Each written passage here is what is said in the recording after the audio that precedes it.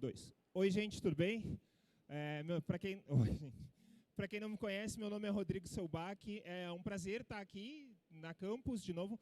Essa é a minha, contando as edições regionais, essa é a minha 15ª edição presencial de uma campus. Estou muito feliz de estar aqui de novo. Para mim, essa campus ela meio fecha um ciclo, porque a minha primeira campus ela foi aqui também no AMB. Foi a campus mais quente de todas as campus, que a gente andava de pé descalço. O Márcio estava nessa campus. Andava de pé descalço, as pessoas dormiam no chão, porque andava para dormir dentro da barraca. Foi um inferno essa campus. Foi CPBR 5 ou 6, gente, não lembro.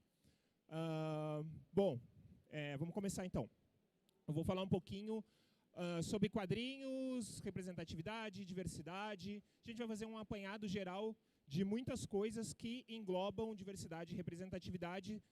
Todos vocês vão dizer, faltou uma coisa. Faltou, vai faltar, tá? Por quê? Porque não dá para falar de tudo que eu gostaria de falar no tempo que a gente tem. Bom, então, aquele lá sou eu, Rodrigo Selbach. Eu sou coordenador de conteúdos da Campus Play, que está lá fora na Arena Open, aqui no Brasil e também na Campus da Colômbia.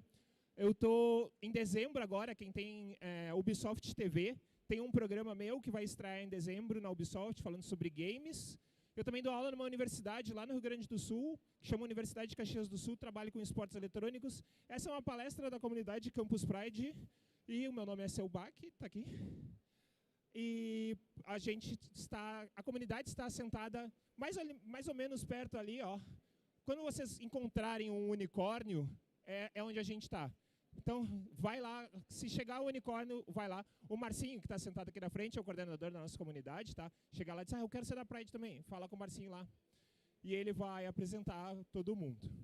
Bem, quando eu era muito pequeno, de idade, de tamanho eu nunca fui, esses foram os 2 primeiros quadrinhos que tiveram na minha vida, tá? Então, aqui tem o Heróis da TV, eu não sabia ler.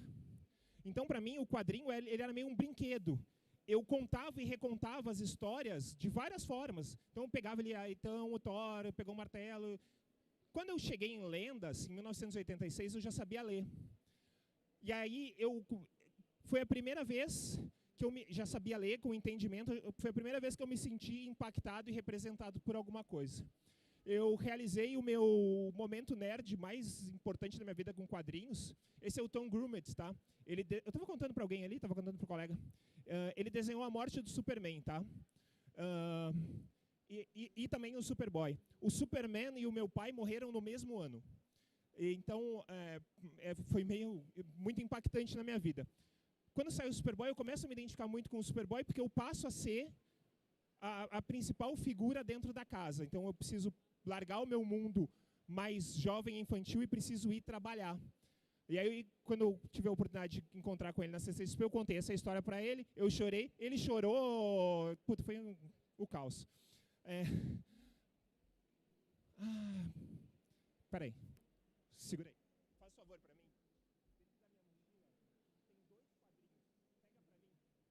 Vamos lá, eu gosto tanto de quadrinhos que a vida foi rodando, eu fui convidado a escrever uma história para essa HQ aqui que chama As Inconcebíveis Aventuras do Super Incel, onde a gente fala sobre a inversão que a gente vive hoje.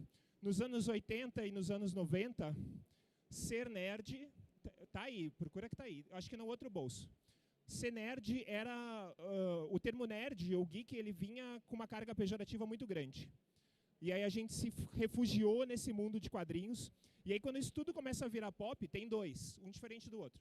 Quando isso começa a virar pop e diversas pessoas começam a gostar disso, os nerds dos anos 80 e dos anos 90 começam a fazer bullying com os outros.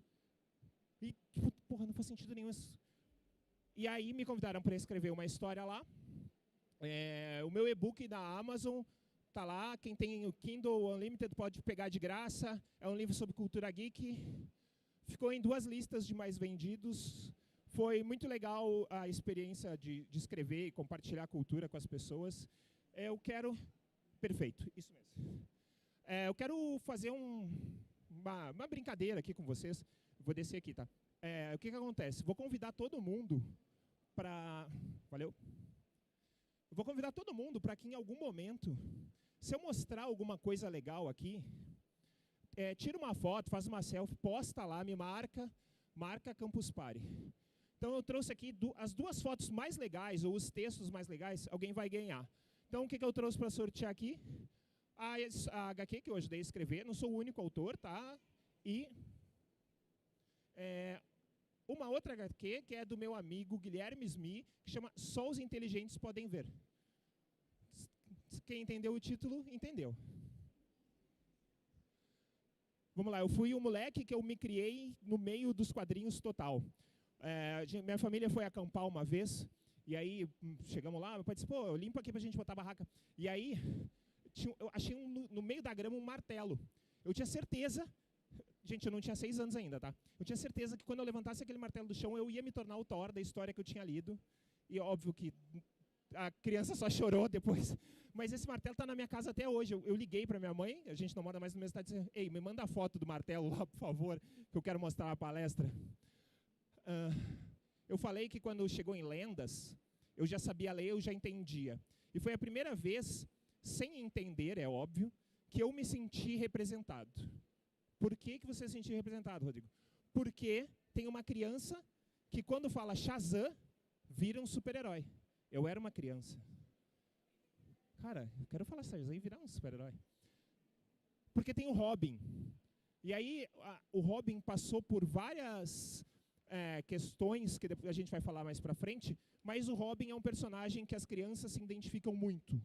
Então, cara, tem um menino e tem outro, e no final do dia, quem salva os heróis são as crianças. Então, eu também queria salvar os heróis no final das contas. Depois eu passei a minha vida inteira, não só lendo quadrinhos, lendo um monte de coisa, aprendendo, estudando, fazendo pós-graduação. Essa coisa de que quem lê quadrinhos, depois não lê livro, depois não desenvolve outras coisas, lorota, bobagem. Fui lendo um monte de coisa legal, um monte de coisa séria, um monte de coisa moderna, muito legal. Tá? Crônicas birmanesas. Um cara que a esposa dele trabalha no Médicos Sem Fronteiras e ele tem que acompanhar ela com os filhos em lugares onde vai o Médicos Sem Fronteiras. Maravilhoso, super legal. Isso que eu já falei. Não só nessa palestra, mas em nenhum lugar que eu vou falar, racismo, sexismo ou homofobia, nada de qualquer gênero é permitido neste espaço. Certo? Essa é a única combinação que eu faço com vocês. Vou passar um videozinho rapidinho que mostra um pouquinho do que eu quero falar hoje sobre essa identificação das pessoas com os quadrinhos.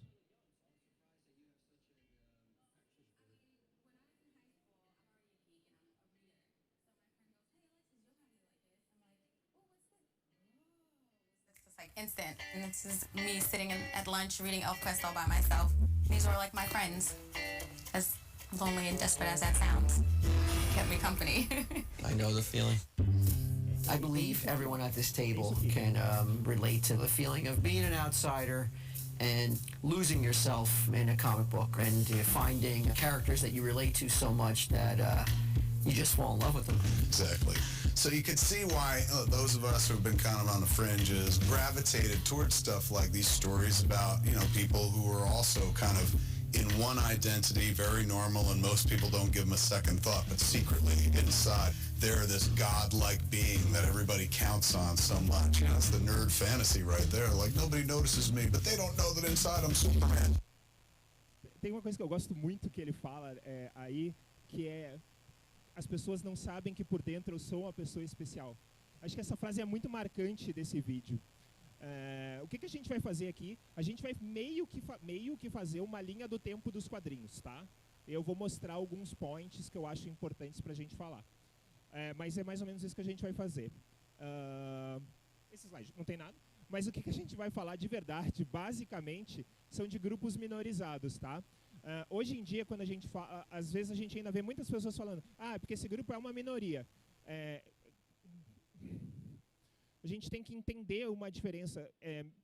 Minoria, muitas vezes a gente está relacionando isso com gente numérico. E muitas vezes os grupos que são minorizados, eles são maioria numérica. Tá? Então a gente vai buscar falar mais de grupos que são minorizados. A gente vai falar basicamente de Marvel e DC. Aí vai me dizer assim, o nerd que está me olhando lá do fundo vai dizer assim, mas em 1940 a Marvel não chamava assim, chamava Atlas. Eu sei. Mas para ficar mais fácil e a gente entender bem, é Marvel e DC, tá? Mas por que você... Eita, tá. Mas por que a gente não vai falar de mangá? Porque precisava de mais 12 horas só para falar de mangá, tá? A gente não tem. Desde que o mundo é mundo, desde que nós começamos a andar nessa terra, o ser humano quer contar histórias. Desde sempre, quando nós aprendemos a nos comunicar, as primeiras histórias que ficam são histórias de caçada. Essas histórias pintadas, elas se tornam um outro tipo de comunicação, e aí, no final das contas, isso se torna um alfabeto que a gente criou com imagens, e aí, esse pequeno planetinha que nós habitamos, que parece muito grande, mas ele é muito pequeno, dá milhares de voltas, e a gente simplesmente volta a se comunicar por imagens. Bom, com a evolução, os seres humanos foram se juntando ao redor do fogo para contar oralmente as suas tradições. Então, a Grécia e Roma criam os grandes teatros para contar histórias. O ser humano sempre gostou de boas histórias, e isso não ia ser diferente com a mídia quadrinhos. Mídia quadrinhos é mídia. Cinema, TV, podcast, isso tudo é mídia. Pode ter quadrinho de terror, de amor, de suspense, do que for. Vai trocar?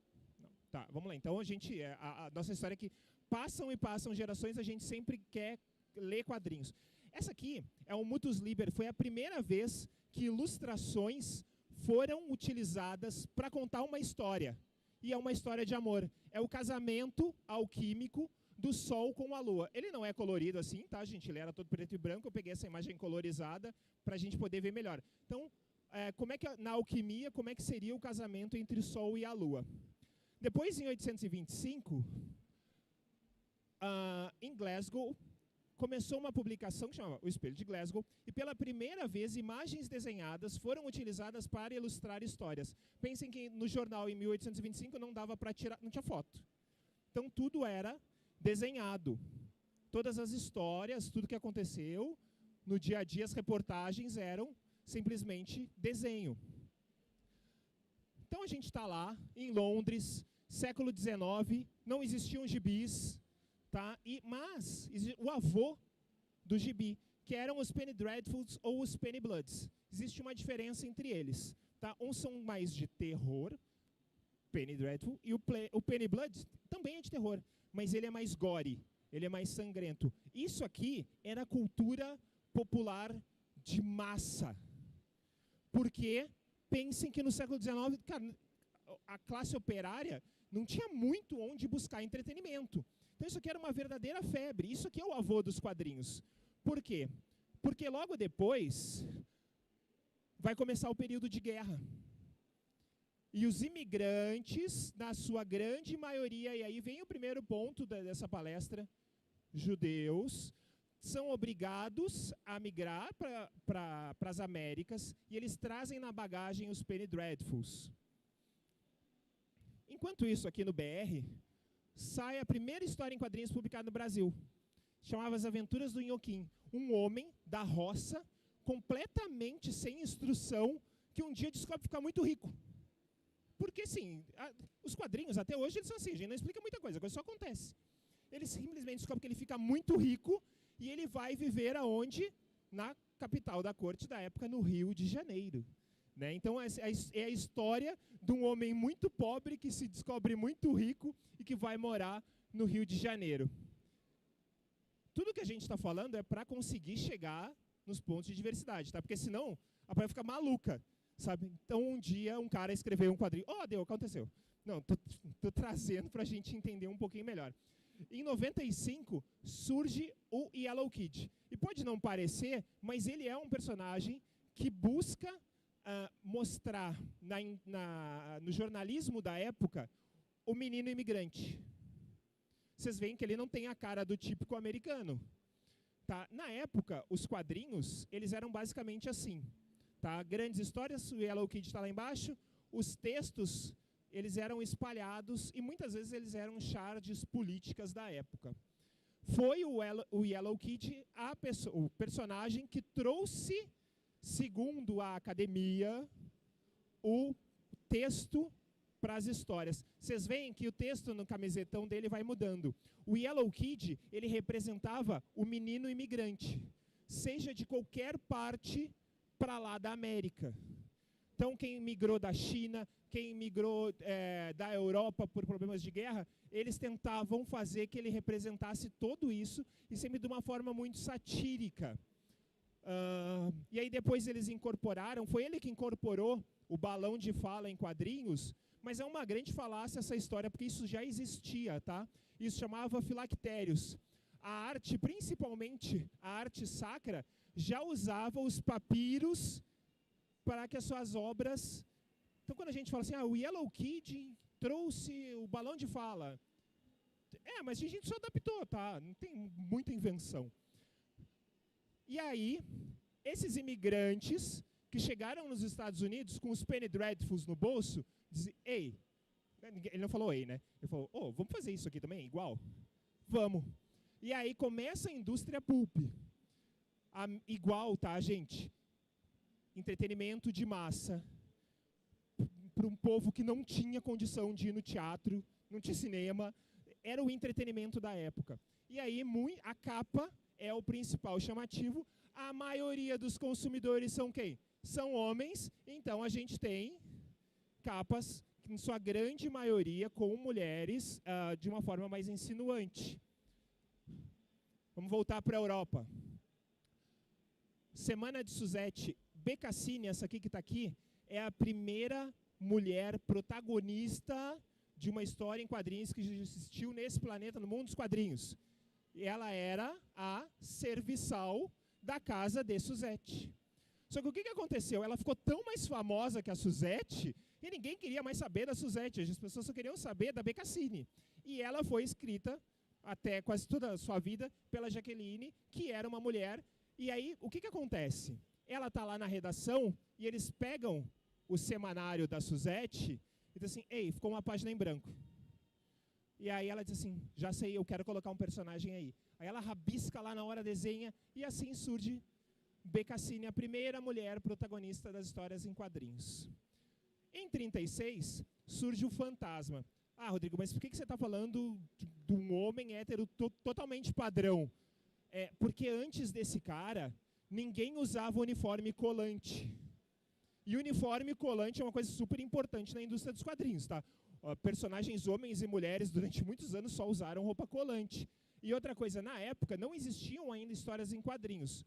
O que era o top do mercado era fazer tiras de jornal.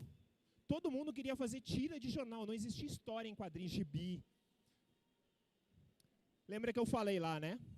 Os caras vieram numa onda migratória da Europa para a América, e eu trouxe esse dado aqui da primeira onda, 30 milhões de europeus, alemães, irlandeses e ingleses. Óbvio, tem outras pessoas envolvidas nisso, mas esses caras, tá, essas pessoas que vieram, que sofriam preconceito por ser imigrante nos Estados Unidos, esses caras, eles trouxeram os Penny Dreadfuls, começaram a fazer os pulps e foram os primeiros desenhistas de quadrinhos.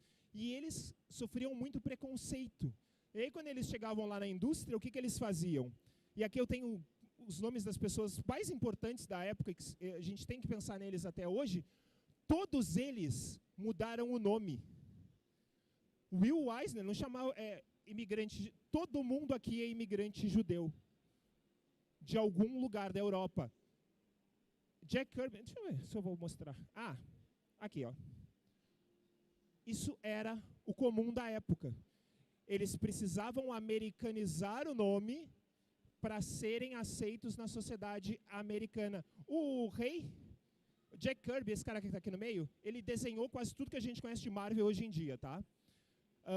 O nome dele é Jacob Kurtzenberg. Cara, não sei se pronunciava assim, tá? Mas é isso aí, Jacob Kurtzenberg. Gente, virou Jack Kirby.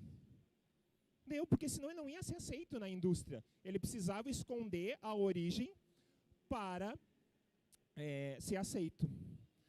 Will Eisner, ele é nome de prêmio hoje em dia. Bom, vamos lá. Eu não vou falar das eras, porque não vai dar tempo. Tá? Mas existem eras de quadrinhos. Antes dos heróis existiam os aventureiros. O Fantasma era um aventureiro. E a primeira aventureira mulher que existiu foi aqui, a Xena, desenhada por Will Eisner, fez sucesso nos Estados Unidos, mas rapidamente deixou de ser produzida nos Estados Unidos, mas na Europa todo mundo queria comprar. Era uma loucura. Todo mundo amava a Xena. E aí, não dá para não falar dele, surge Superman. A entrada do Superman na indústria muda toda a indústria de quadrinhos. Porque antes eram histórias cômicas. Comics vem dessa gag, né, de ser engraçado, e ficou comics até hoje. E aí, isso aqui muda toda a forma que a indústria imaginava os quadrinhos, e todo mundo, em qualquer lugar, a única coisa que as pessoas queriam era o quadrinho do Superman. E aí depois começa, não vou entrar, a Era de Ouro, e vem um monte de personagens na cola do Superman, personagens que a gente conhece até hoje. Em 1939, começa oficialmente a Segunda Guerra Mundial. E todos esses heróis começam a ir para a guerra. E aí surge o primeiro personagem, que é um personagem feito exclusivamente para a guerra, que é o Capitão América. O objetivo era só vender quadrinhos para a guerra, tá, gente? E aí ele toma o lugar do Superman. E por que isso? Porque as duas coisas, além de armamento, munição e equipamento que saiu da América para ir para a Europa, as duas coisas que mais foram para lá foram chocolate e histórias em quadrinhos. Por quê? Conforto psicológico e emocional. Chocolate e boas histórias. Tá? Então, tem um cara lutando comigo aqui na guerra, e daí todo mundo queria a história do Capitão América. Muitas pessoas ainda hoje, eu já falei esse termo aqui, ainda chamam no Brasil histórias em quadrinhos de gibi.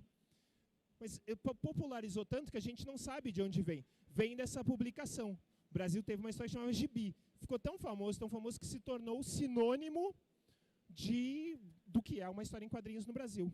Em 1939, esse é um dos casos mais incríveis da história, gente. Vamos lá, Perry Webb, ele era o American Ice, um herói de guerra. Então, o que acontece com o Perry? Gente, esse cara é da DC. DC Comics, tá? A casa mais quadradinha da história. Perry Webb é convocado para a guerra. Antes de ir para a guerra, ele casa com uma mulher. Só que quando ele vai para a guerra, ele consegue botar para fora o seu verdadeiro eu e começa a demonstrar o seu amor por homens. A gente está falando de 1939. Isso durou 5 edições. Tá? Por quê? Porque a sociedade disse, você tá maluco que eu vou mostrar uma edição do cara que é casado com uma mulher, mas ele é apaixonado por homens? Não durou. Tá? Depois eles reinventaram ele de novo. Os quadrinhos é assim, né? Pega um monte de coisa do passado, traz para o presente e finge que nunca inventou. Eu vou falar da primeira super-heroína mulher. Eu tenho certeza, quem já assistiu a minha palestra já sabe o que vai acontecer aqui. O Rafa lá já viu, já sabe. Então, assim, vou mostrar a primeira super-heroína mulher, tá? Da história dos quadrinhos, super-heroína mulher. Super-heroína mulher. E aí, eu sei que vocês estão imaginando ela aqui, toda bonitona, com o seu laço e cabelão. Ela surgiu nessa história aqui, tá? All American Comics, DC Comics, de novo, uma história da Lanterna Verde. Acredito que muitos de vocês estão pensando na Princesa de Temícera, mas estão bem enganados, porque a primeira mulher super-heroína se chamava Tornado Vermelho. O nome dela era Ma Hunkel. Ela era uma dona de casa que teve as crianças que ela cuidava foram sequestradas. Ela disse assim, como assim? Aí ela arranca a cortina da janela, põe uma panela na cabeça e ela vira uma super-heroína. Hoje, quando a gente fala de sociedade da justiça, a Ma Hunkel era da Sociedade da Justiça, tá? Então, legal, né? Mas, Mulher Maravilha, né? É verdade. Ela apareceu várias vezes. Ela direto aparece em histórias da Sociedade da Justiça, aqui, ó, o Tornado Vermelho ali, lá o Tornado Vermelho. Então, ela é uma super precursora. Então, beleza, mas agora vem ela, né? Vem a princesa. Não vem. A segunda mulher super-heroína dos quadrinhos foi a Mulher Gavião. 1940, 1º de janeiro de 1940, surge a Mulher Gavião. E aí, hoje em dia, quem lê quadrinhos da DC hoje em dia sabe que ela é super relevante no universo DC atualmente. Muito também puxado porque, há uns 10 anos atrás, Liga da Justiça Sem Limites, do Cartoon Network, trouxe ela de volta. E hoje em dia ela é, tipo, ela tem uma parada de metal enésimo que ela dá porrada em todo mundo. Ela salvou já o universo DC. Ai, tá bom, gente, agora chegou, desculpa. Todo mundo acha que ela foi a primeira mulher, a grande precursora. Gente, ela tem um papel importantíssimo na representação, beleza, da mulher nos quadrinhos, mas ela não foi a primeira, tá, gente? Hoje a DC considera que ela foi a primeira, mas cronologicamente não é verdade. Ela surgiu, tem uma diferença. A Mulher Maravilha sofreu muito no começo. Por quê? Porque ela foi escrita por duas pessoas. Uma da Sociedade da Justiça, um desenhista e escritor da Sociedade da Justiça, onde ela chega na Sociedade da Justiça e diz: ei, pô, deixa eu trabalhar com vocês aí, sou super forte, super... Aí eles dizem: não, beleza, vamos lá na Sociedade da Justiça, porque alguém tem que fazer a ata da reunião. E aí a Mulher Maravilha vai lá fazer a ata da reunião. Mas isso não era escrito pelo Marston, professor Marston, que é o escritor de verdade da Mulher Maravilha. E aí quando a gente lê as histórias do Marston, elas são completamente diferentes, porque o Marston sempre teve uma pegada de empoderamento feminino.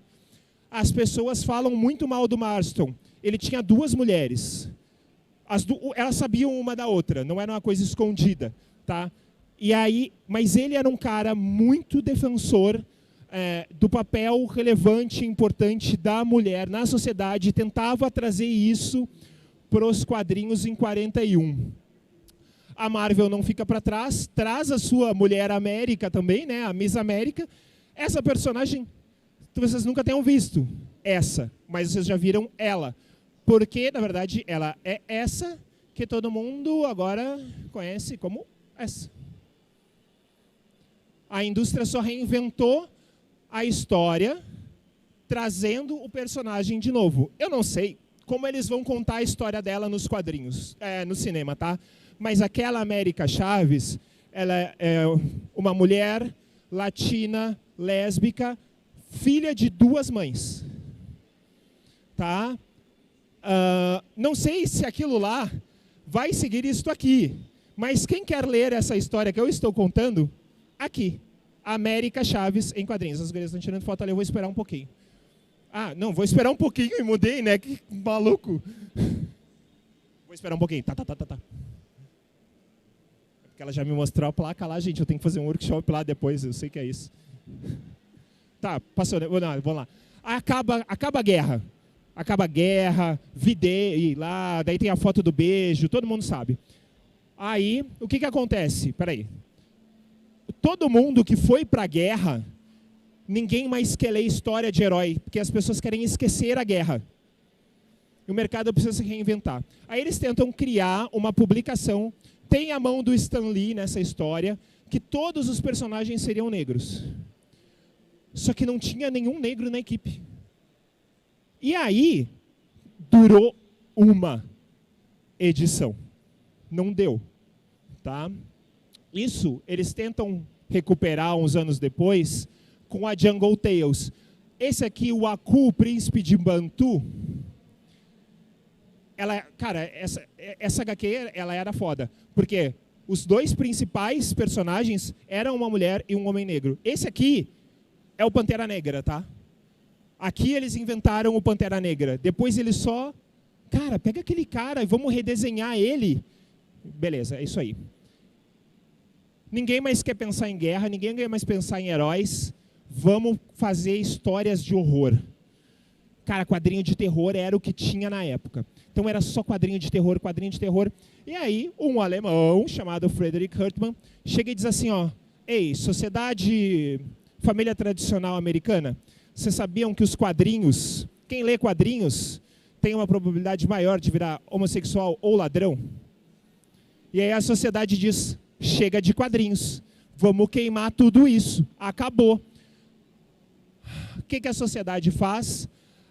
Ele escreveu esse livro, A Sedução do Inocente, e aí a sociedade se organiza e cria um código de conduta de boas da família tradicional, que é o Comics Code. Tá? É desse livro, A Sedução do Inocente, cara, ninguém tinha falado nisso antes. Aí está escrito lá, não sei se vocês notaram, mas a Mulher Maravilha é lésbica. Aí a sociedade diz, o quê? Ah, então vou contar outra coisa para vocês. Batman e Robin, na verdade, eles são um casal gay. E aí a sociedade da época cai de pau em cima da história. Para a indústria não morrer, tudo vira história de amor. Só histórias de amor. Lá diz 10 minutos, é isso? Tá, beleza. Tudo história de amor daqui pra frente. A indústria vira história de amor. Quem entrar lá no meu Instagram, eu tenho uma... Gente, várias coisas que eu falei aqui é que não dava para trazer para campus. E tem umas coisas que eu não posso tirar de casa. Aquele da Xena, do Will Eisner, eu tenho uma cópia daquilo. Eu não posso tirar aquilo de casa. Porque, tipo, é a minha herança para quando eu morrer, tá ligado?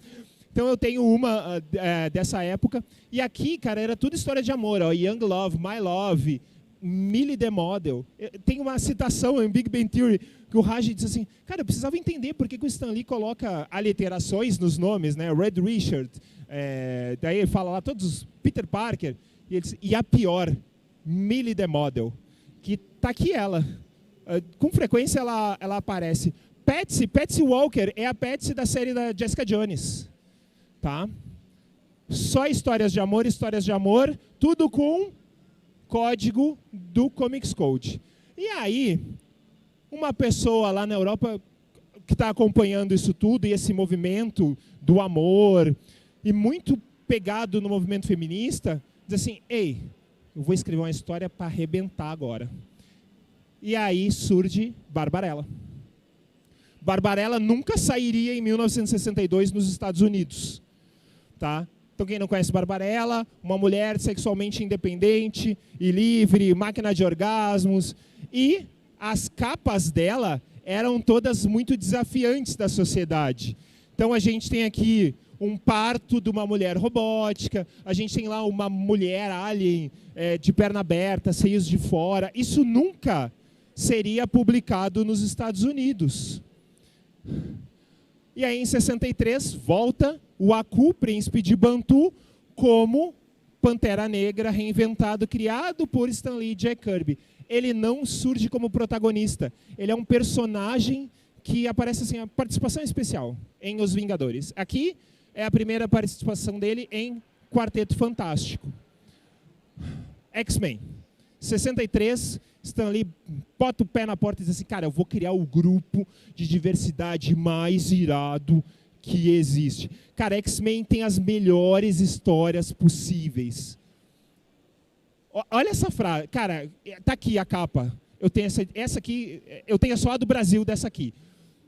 Não, como é que é? Vou ler aqui. Uma pessoa não precisa ser negra para se opor ao apartheid. No dia que todos se limitarem a ajudar apenas os seus, não haverá esperança para nenhum de nós. Cara, porra, velho. É disso que a gente está falando. Vou passar um vídeo aqui para vocês, rapidash. Anonymity is a mutant's first defense against the world's hostility. The superheroes who connected most strongly with readers in the 1980s were a diverse international group of freaks called the X-Men. I protected them, taught them to control their powers. Every other character at Marvel came to their powers by accident. The difference with the X-Men was that they're born this way.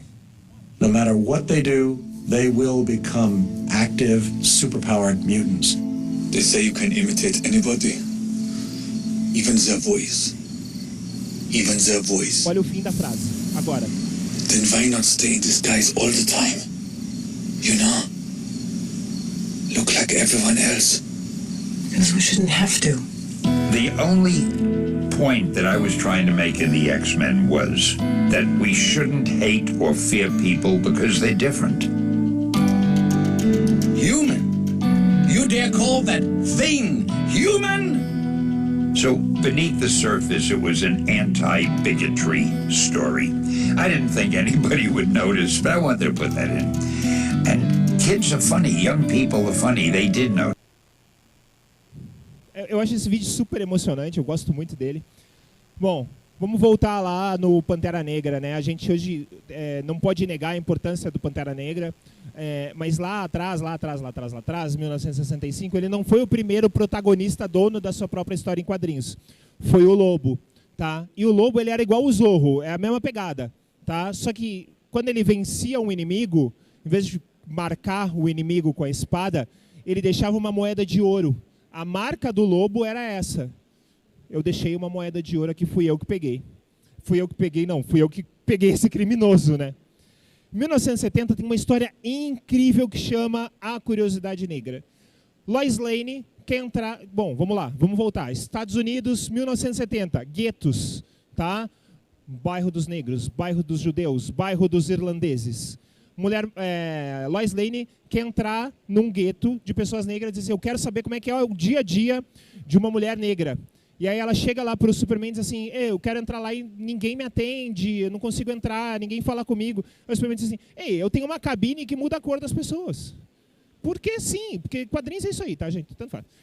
E aí ela se transforma por 24 horas numa mulher negra, e aí ela começa, quando ela entra no metrô, ela começa a viver como uma mulher negra e ela começa a fazer reflexões do que acontece no dia a dia de uma mulher negra no meio de uma sociedade dominada por homens brancos.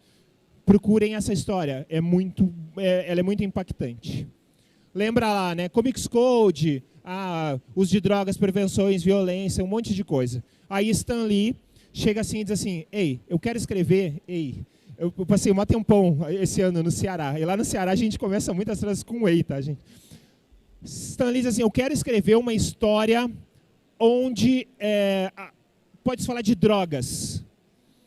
E aí ele vai lá no Comics Code, que a história é essa aqui, tá? Ele recebe uma carta do que seria o Ministério de Saúde Pública lá dos Estados Unidos e diz assim, você pode dar uma força? A gente está aí com muitos problemas de uso de drogas. Aí ele escreve a história, vai lá no Comics Code e o Comics Code diz não. Aí ele volta lá na Marvel e diz assim, imprime isso aí. E aí sai a história do Homem-Aranha sem o código, dane-se. E na verdade o que acontece? É um homem que está num terraço, ele usa drogas e ele acha que ele pode voar. E aí ele cai do prédio, o Homem-Aranha salva ele e acabou a história. Mas para a época isso era totalmente disruptivo. Não pode falar de drogas nos quadrinhos. E aí eu quero falar um negócio, eu vou desmontar aqui, talvez se alguém disse assim, acabou com a minha infância, desculpa, tá? Eu quero falar um negócio do Homem-Aranha, que não tem nada a ver com diversidade, tá? Mas eu vou contar agora aqui para vocês. Com grandes poderes, vem grandes responsabilidades. Todo mundo pensou no tio Ben? Não foi, tá, gente? É só uma frase de canto da primeira história do Homem-Aranha. Tá? Cara, quando eu conto isso, as pessoas... você está me mentindo. Não, é verdade. Depois, é óbvio, a gente vai reinventar essa história. E aí, saindo da boca do tio Ben ou da tia May, é muito melhor do que uma frase só de canto, né? Por causa do Stan Lee lá, mostrando o Homem-Aranha salvando um cara... A DC depois, cara, dá para fazer isso? Então vamos fazer a full. E aí faz uma história onde o Arqueiro Verde encontra o Ricardito usando heroína na veia. Cara, vamos contar a história. Cara, é muito impactante, porque tem um cara que morre de overdose, velho. Só que a sociedade estava escondendo esses temas e tudo estava acontecendo. E chega de esconder histórias. Uma curiosidade aqui, em 73, a Mulher Maravilha descobre que tem uma irmã que se chama Anúbia. Ficou muitos anos escondida. A Anúbia é irmã gêmea da Diana, tá? E aí a Diana chega lá assim, mãe, como assim eu tenho uma irmã gêmea, você nunca me falou? E, tipo, a gente não é da mesma cor. Ela disse, não, minha filha, é que quando eu esculpi você, era dia. Quando eu esculpi a Anúbia, era noite. Em 1973, colava, né? A Anúbia retorna esse ano com a sua própria edição da DC. Por enquanto está só nos Estados Unidos, tá? Mas é Núbia, a rainha das Amazonas. Hoje em dia, ela é a rainha das Amazonas. Em 76, a gente tem o primeiro personagem gay dos quadrinhos. E aí, o que acontece? Então, é da DC Comics, vamos escrever o primeiro personagem gay dos quadrinhos. Tá? Mas assim, ele não pode ser humano, tá? Ele tem que ser alien para começar, porque a gente não pode entrar com tudo, assim a sociedade vai cair de pau em cima da gente. Então tudo bem, vamos fazer um alien. E aí é o Starman, ele tem um relacionamento amoroso com um homem, um relacionamento sério, mas ainda assim não podia ser humano. Tinha que ser uma coisa, tipo, um personagem humano secundário, mas com um alien. Raio Negro, muita gente conheceu por causa da série da DC, né? Raio Negro, série animal, adorava aquela série. Vou contar como é que surgiu o Raio Negro. O cara chegou lá e disse assim, ei, vou criar uma história nova aqui, ó. Esse cara branco, quando ele fica com muita raiva, ele vira negro e adquire superpoderes. Mas tem um problema, ele é racista. Então ele não quer ativar os superpoderes para não ser negro. E aí, uma pessoa lá dentro da DC diz assim, eu acho que vai dar merda. Não vai dar certo se a gente fazer isso. E aí eles reinventam o Raio Negro sem essa história toda muito maluca. E aí é o personagem que a gente conhece até hoje. A Marvel vai lá em 79 e aí tá assim, não, então é o seguinte, então nós vamos ter um humano e o cara é gay. É o Estrela Polar, é encerrado. Acabou. Tá, mas daquele jeito, né? Tá. Estrela Polar. Primeiro personagem gay humano dos quadrinhos, que também protagonizou o primeiro casamento gay dos quadrinhos, foi o maior sucesso, uma das edições mais vendidas da DC até hoje. É a primeira história sobre gays que existia nos Estados Unidos? Não, existia uma publicação totalmente focada nisso, que chamava Gay Comics. Eu acho que está bem explícito como era a história. Mas, deixa eu falar uma parada para vocês, não era pornografia, tá, gente? Não era pornografia, era só muito insinuante. Mas não era porn. Meu tempo já acabou, eu tenho um monte de coisa para falar, gente. Olha lá, eu tenho 49 slides. Eu vou correr para caralho agora.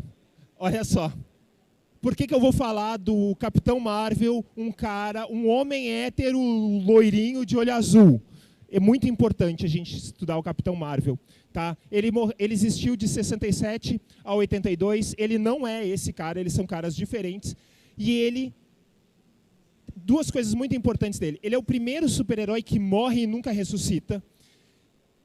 Eu não posso ler essa história até hoje, porque eu choro toda vez. Porque ele é o primeiro personagem da história dos quadrinhos que morre de câncer. E nenhuma dos grandes gênios da história da DC que salvaram, da Marvel, que salvaram o universo tantas vezes, conseguem encontrar a cura do câncer. E ele, cara, é muito triste essa história. E aí, o que a gente faz com o nosso principal ativo, que se chama Marvel? Então, vamos fazer uma coisa diferente. E aí, em 1967, surge a Capitã Marvel. Essa aqui é a minha Capitã Marvel, porque foi a que eu li nos quadrinhos. E aí, eles são super corajosos. Vamos dar o nome Marvel para uma mulher negra e vamos fazer isso direito. E aí surge, ela é a Mônica Rambeau, que vocês já conheceram aqui na série da Wanda. Tá? Mas para mim essa, porque isso tudo veio antes das séries, essa é a Capitã Marvel. Para mim nunca teve outra. Em 88, a DC resolve... Não, peraí.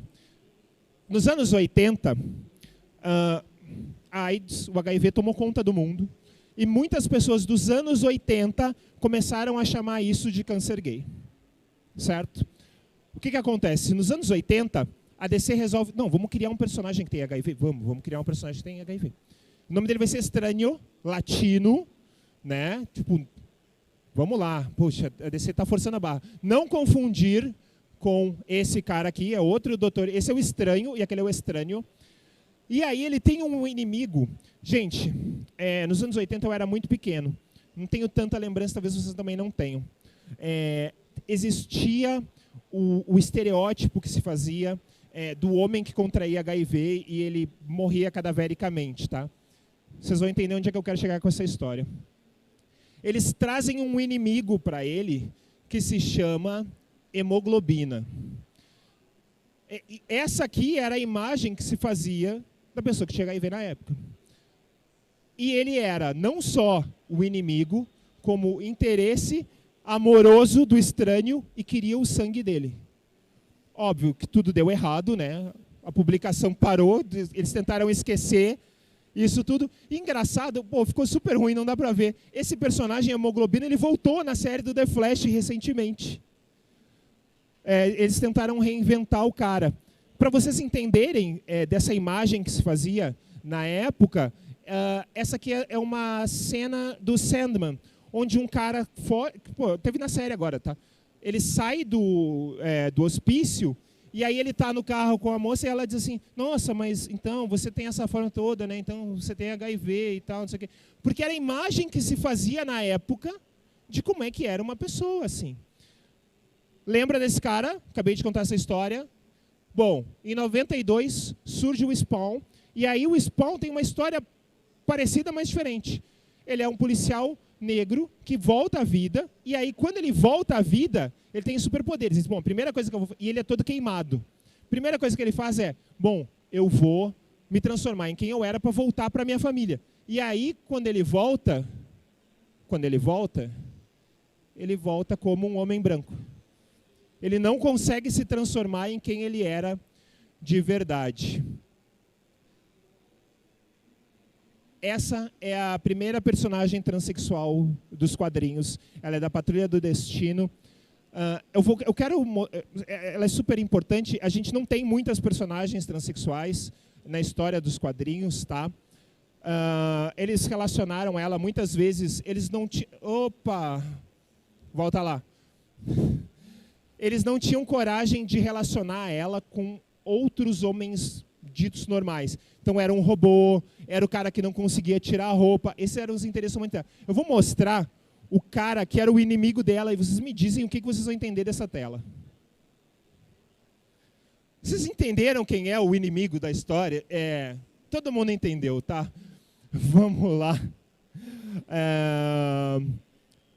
Dennis Cohen, ele cria uma coisa chamada Universo Milestone. Encerrou, gente, acabou.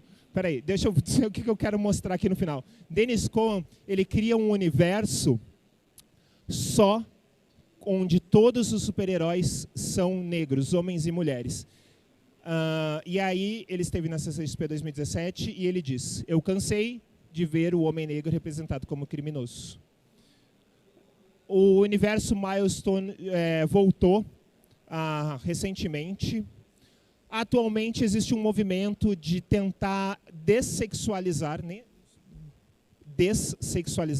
a mulher nos quadrinhos. Então, essa aqui é a Capitã Marvel dos anos 90. Tá? Essa é a roupa cósmica dela, que é um maiô. E essa é a... Passei pra caramba, né? Essa é a atual Capitã Marvel que a gente conhece. Gente, então, o movimento de dessexualização continua. A gente põe roupa para as pessoas combaterem de verdade. Na série da Supergirl tem a Sonhadora, que também é uma super-heroína transexual. Adoro, putz, para mim podia ter uma série só dela. E aí, para a gente encerrar, eu queria falar um pouquinho sobre a sexualidade dos personagens. Deadpool, para quem não sabe, pansexual. John Constantine, bissexual. Loki, gênero fluido. E aí eu quero trazer uma coisa.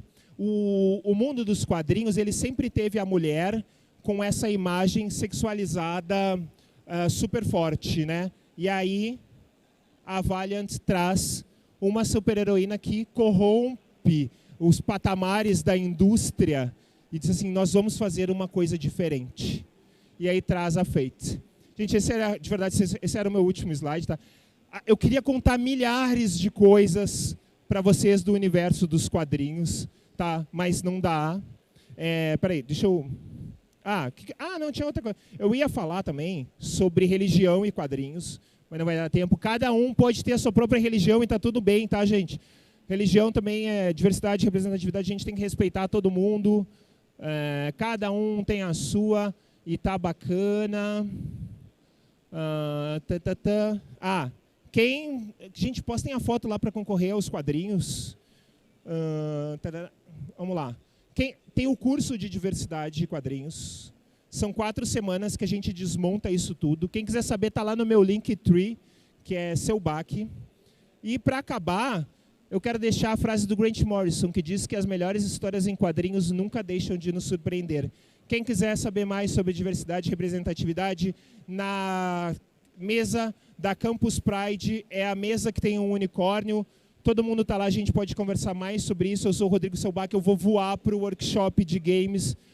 Muito obrigado por terem vindo, por terem escutado. Se eu errei algum termo, alguma terminologia, eu peço mil desculpas. Gente, obrigado, um beijo muito enorme no coração de vocês. Leiam quadrinhos.